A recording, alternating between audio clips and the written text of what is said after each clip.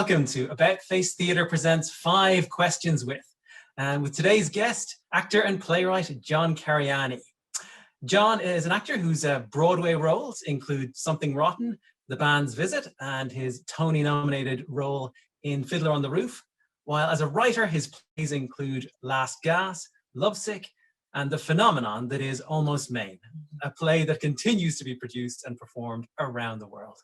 John, you're very welcome.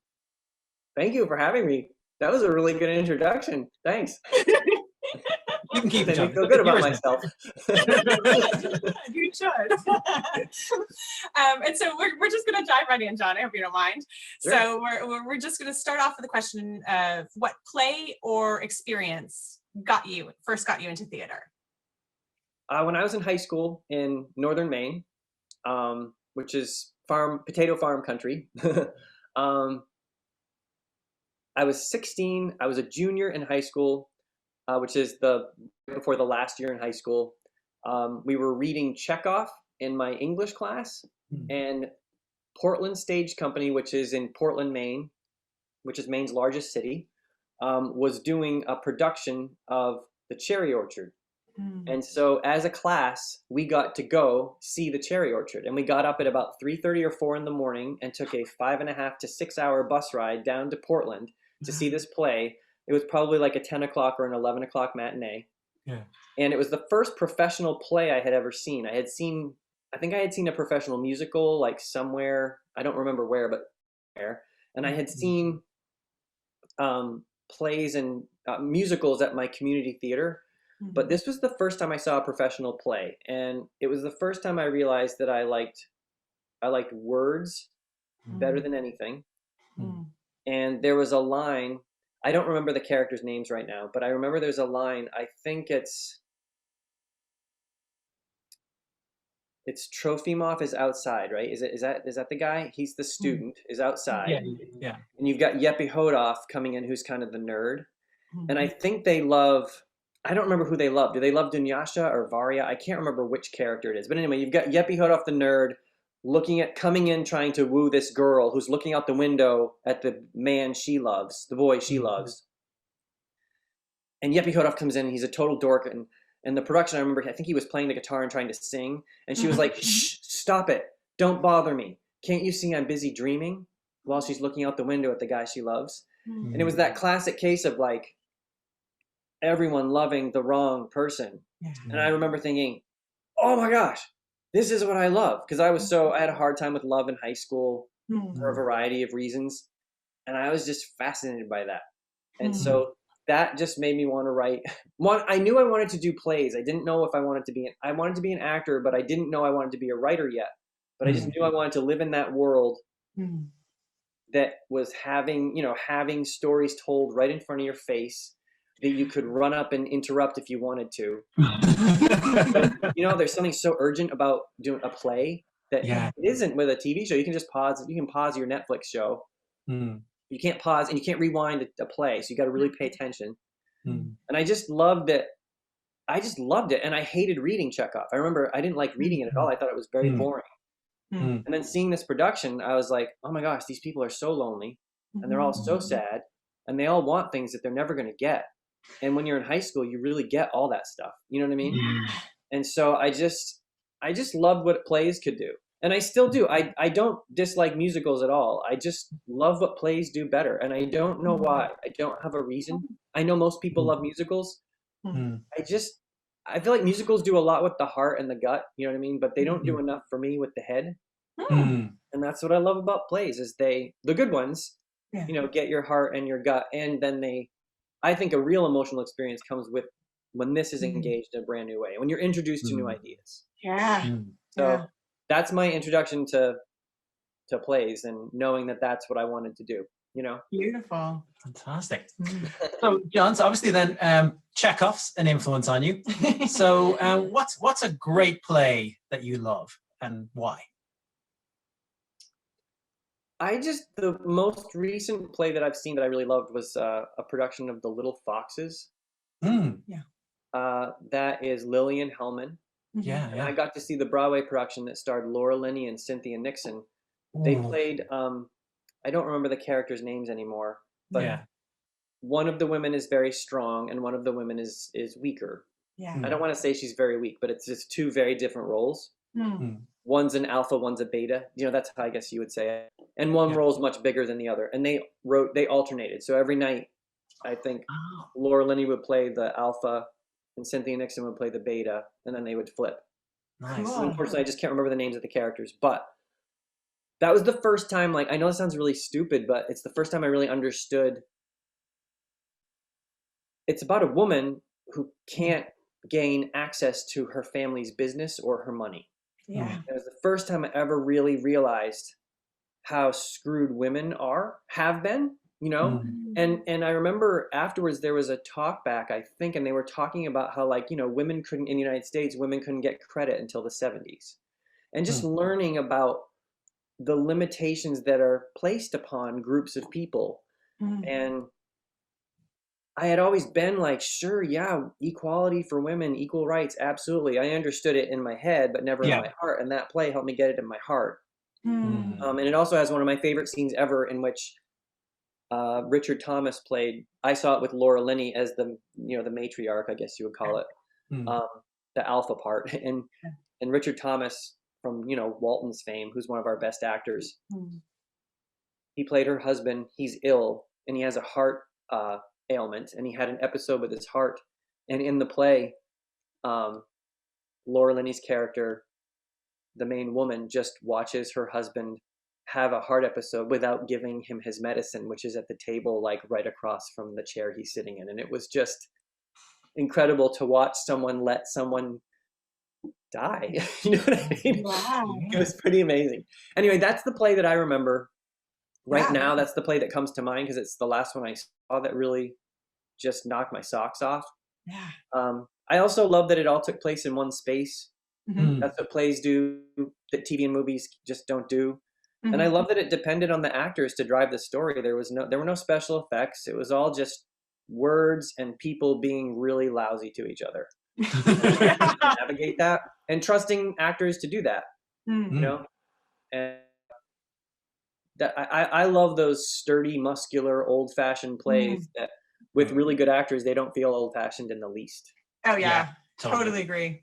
And I feel like people forget that about theater, that what we do well is long scenes, putting all of the workload on the actors, and stories that make sense. And that are in a compressed time period, in a compressed space. So you're compressing time, compressing space, putting people in there and making them knock themselves around like billiard balls, Absolutely. That's a great image. Just don't tell actors equity that they're going to get. Right. But I've just been thinking a lot about that. I'm sick of watching stuff on screen right now. I'm kind of sick of it because it all feels the same. There's so much CGI. There's so many special effects, and nobody talks for very long, And so I'm excited to hear language again. And I've been wondering if there's, I watched a really cool movie called Laura from 1944. Oh yeah, it's it's one of the great film noirs, isn't it? Yeah, and it's a great mystery, and it's a lot of talking, and some of the supporting characters have these incredible lines that I just feel like we don't really hear in movies anymore. And I'm trying to figure out how do you bring language back to movies? Everybody talks about it's a visual medium. I'm like, yeah, but I think it can also be like an oral medium, Yeah. I think a lot of it has to do with we don't rehearse actors enough in TV and film. And I think we also have to recognize that we have to rehearse actors more. In the United States anyway, rehearsal periods for theater companies have just been reduced to 2.5 weeks if you're lucky. Yeah. And I think you need more time to make comedy work, to make good plays work. And I'm trying to figure out how you get people interested in that. Yeah, good. I like it. It's good mission. Good mission. Yeah, right. So speaking of missions, no. What? Your next mission, if you choose to, your next question, if you choose to accept it, is just, has there ever been a time in your theater life where something turned out different from what you expected? Has there ever been a time, and I think, doesn't it, isn't that always? Yeah, pretty much. Yeah. I mean, the only thing I can point to is Almost Maine, because it didn't do very well when it started out. And I don't know if I expected it to, but I had dreams. I thought, oh, it'll run off Broadway and then it'll go to Broadway. And it didn't, So it ran off Broadway very quietly, and it came and went pretty quickly.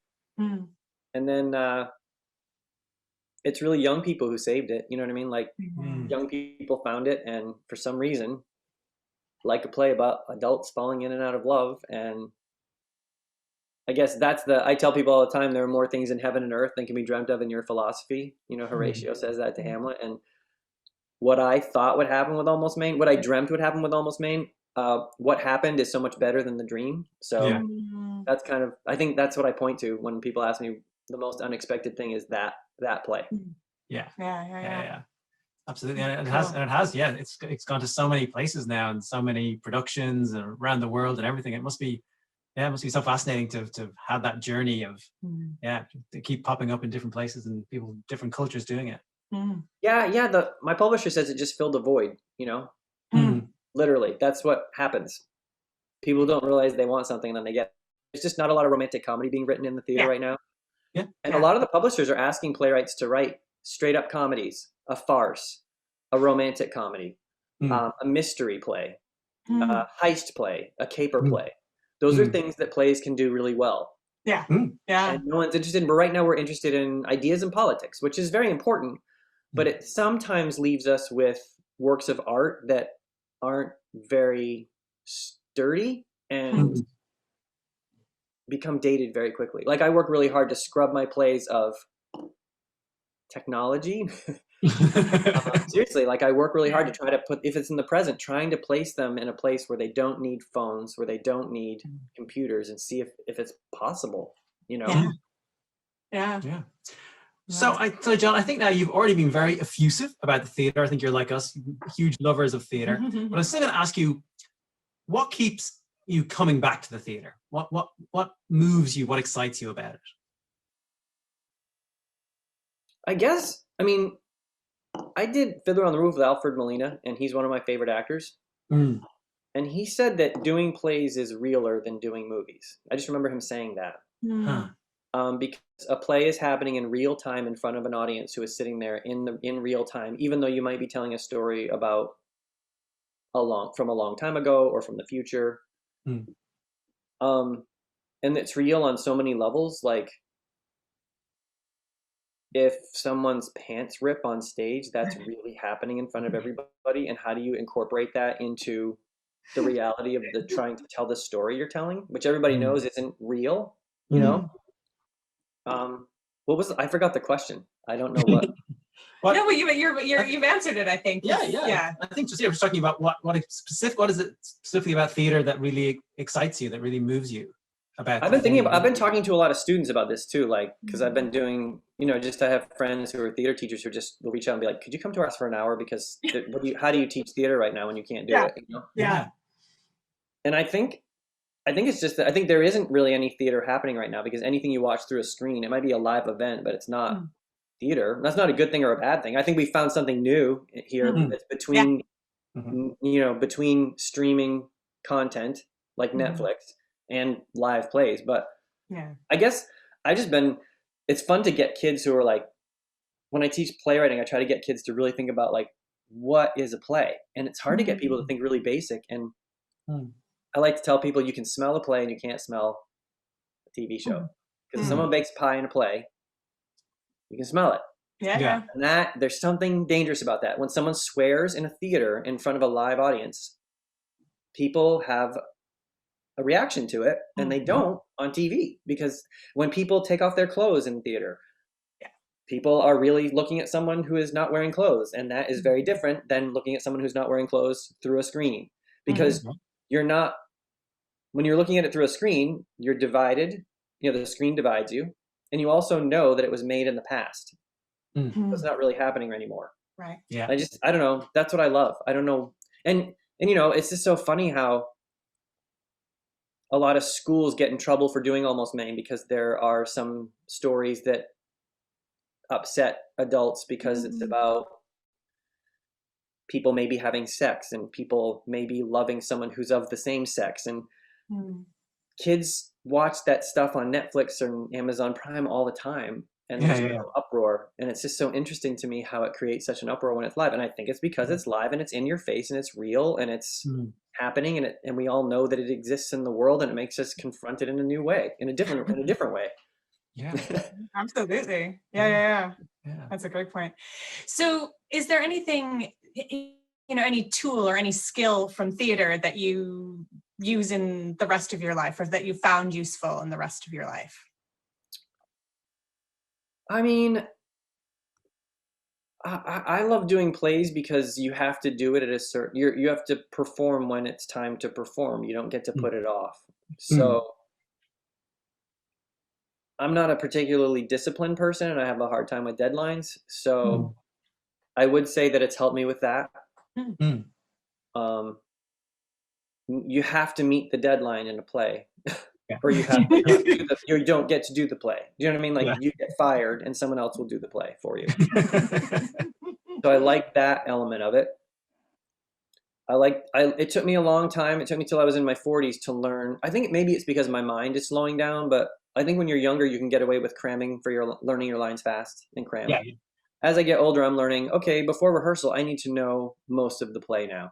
I need to know it, because for some reason in that 3-week, 4-week period, it doesn't go in anymore if I have a big part, So I have learned the value of 5 to 10 minutes a day learning a speech. You'll know it in 5 days instead of trying to learn it in 1 day. It's impossible. You know what I mean? Like it's a different kind of learning, and just that slow and steady learning I've learned. And I wish I could go back to school and just not cram for any exam. Because it just doesn't work. You don't learn it, Yeah, you can regurgitate it, but that's not the same thing as actually learning it being in you. And like when you think about how long it takes to really get a play inside your body when you're doing it. It's usually when you're closing. Yes, absolutely. Oh, I know how to do this now, I know. I saw Patrick Stewart chatting about that, how, talking about years later, suddenly working out how to play the part, years after the show had finished, suddenly going, oh, now I know how to play it. Yeah, it's a weird feeling. Yeah. And it's also weird to never figure it out in a run. Like that's been happening to me lately, is realizing I'm not good here. This is hard. I don't know why I can't really get a handle on this, Yeah, no, I've been there, but I totally get that. I think that's, and again, I think it's part of what the thing, John, of the play. This play is going to go on. The play is happening. I can't wait for you kind of go, actually, no, let's postpone this for 6 months until I get my head around it. Those people that bought tickets, they're turning up. They're going to go see the show, and you have to do it. Hopefully, it's ready. I feel like that with the band's visit. I couldn't get a handle on that ever. And I would occasionally feel like, oh, I got it, and then it was just so slippery. It would just leave, so that I would be lost again. And some people say that's a great place to be because it keeps it alive. But and the realness you were talking about, it's a very real, thing. I think even in life, to feel like, I don't got this. I'm not on top of this. Well, this is terrific, John. So just as a bonus question, what are you working on at the moment? Well, I'm working on a couple of new plays. I'm working on actually a caper play, a heist play. Oh my God, I love that genre. I love that genre. And it's going to be set in a pawn shop because I'm interested in Almost Maine's about people who work for a living and who have real jobs. They're farmers. They work in mills. Yeah. And I'm interested in how artistic and cultural landscape isn't particularly interested in working people. I see so many shows that don't deal with working. I actually just watched this show called Insecure on HBO. It's an American show featuring Issa Rae, and one of the things I love about it is that the people on that show have jobs, and you see them working their jobs, and you see them dealing with money. And I feel like a lot of people who are creators have so much money that they don't factor money into the equation. And so I wanted to just write something about people who, people don't think much of pawn shops and check cashing places. And in my research, I've learned why they exist, and they exist for a really good reason. And it's because poor people don't have the luxury of being able to get a bank loan. A lot of them are unbanked. And I'm just really interested in how working people and so how working people get by and how they deal with issues of, what we all deal with, like morality issues. And so there is a bit of a morality issue at the core of this play, this pawn shop play, and that's what I'm working on. So nice. And I don't know what I've been doing. I don't even remember. Like, it feels like we cleaned our house, which is really a weird thing to say, but we literally went through, once we realized that this was real, like once April came and we realized, I was in a show called Caroline or Change, and on March 13th, we were supposed to do our first preview with Sharon Clark, the West End star. And we got sent home on March 12th, and I thought, oh, this will just be for a while. So I had some projects I wanted to finish. And then, come April, we're all realizing, oh, this is real. Yeah. This is going to be going on for a long time. We started pulling out every drawer in our house, and we went through all of our crap. Fair play. And we're still doing it, but we're almost done. And it's just embarrassing how much we think we don't have a lot of stuff, and we have a lot of stuff. And a lot of it's been given to us by people, but it's interesting to kind of go through your stuff. And also just reading a lot. Nice. Reading a lot. I'm just getting to read. Learning how do you go slow when you don't have time to go slow, like the luxury of, and how do you self-start when, that's been interesting is how do you make sure you don't watch Netflix all day? And then, we've been dealing with money a lot because our financial situation has changed a lot. And so you have to pay a lot of attention to money when you're not making any. You don't have to pay attention to money when you're making it. That's the fun part, when you're making money, you don't have to pay attention to it. When you're not, you have to really figure out. Yeah. And I think that's interesting. Absolutely. Yeah, definitely. That's great. Yeah. And I'm trying to think what else. I'm really into like pop music. So I've been making mixes of like songs from the 80s that I just love. And I just made all my winter mixes. So I have 80, 81, 82, 82, 83, 83, 84, 84, 85, 85, 86, 86, 87, 87, 88. Because that's when I was like coming up and loved music. Yeah, these mixes. And then I'm going to start working on spring once it becomes springtime. Just because it's fun to listen to old songs. Oh my God, that's brilliant. And I also love the mixtape, which we just don't get anymore. I mean, I know you can make like Spotify lists and that kind of thing, but it's just like, there's something about those mixes, that. I'm not making mixtapes, but I am making mixes on Apple Music. Like my own, and your they're not own like playlist. on Spotify. Yeah. Also, like when I put up things on Spotify, sometimes the version of the song is not the single version that I recognize, and I don't like that. That makes me angry. Yeah. They'll give you like a live version. I'm like, I don't want the live version. No. Don't want the live. Yeah, exactly. I get it. Well, John, thank you so much for joining us. It's such a delight. Oh yeah, so nice to see you both. And thank you all very much for joining us for AboutFACE Theater Presents 5 Questions With. It was great to have you here. And if you want to know anything more about AboutFACE, you can check us out at AboutFACEtheater.ie, and that's theater with an R-E, or you can find us on Facebook. See you next time. If you've enjoyed this video, please subscribe to us on YouTube, like us on Facebook, and share. Thanks for watching.